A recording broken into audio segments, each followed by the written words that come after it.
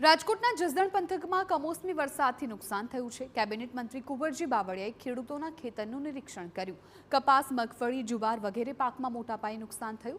કુંવરજી બાવળિયાએ આજકોટ, પાંચોવડા, જીવાપરની મુલાકાત લીધી। ખેડૂતોના ખેતરમાં મુલાકાત લઈ ખેડૂતો સાથે ચર્ચા કરી। વિગતવાર સર્વે થાય તે માટે ટીમ તૈયાર કરાઈ। ખેડૂતોને થયેલા નુકસાનની મદદ થઈ શકે તે માટે રિપોર્ટ સોંપાશે।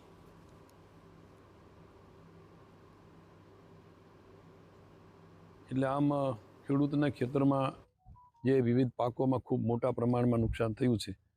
રાજ્ય સરકારે અને માનનીય કૃષિ મંત્રી, મુખ્યમંત્રી ભૂપેન્દ્રભાઈ પટેલે આ સર્વે કરવાનું તાત્કાલિક આદેશ આપ્યો છે। ટીમ આજકાલમાં સર્વે કરવાની ગામડાઓમાં જવા માટેની સૂચનાઓ અપાઈ ગઈ છે।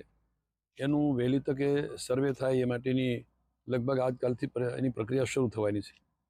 મેં પણ જે રીતે અહીંયા નુકસાનની વાત જોવા મળે ને ખેડૂતોની રજૂઆત છે એ ધ્યાનમાં રાખીને એ જે સર્વેની ટીમ છે એમના ધ્યાન ઉપર મૂકીને આ રીતે વિગતે સર્વે થાય એ માટેની પણ હું સૂચના આપીશ।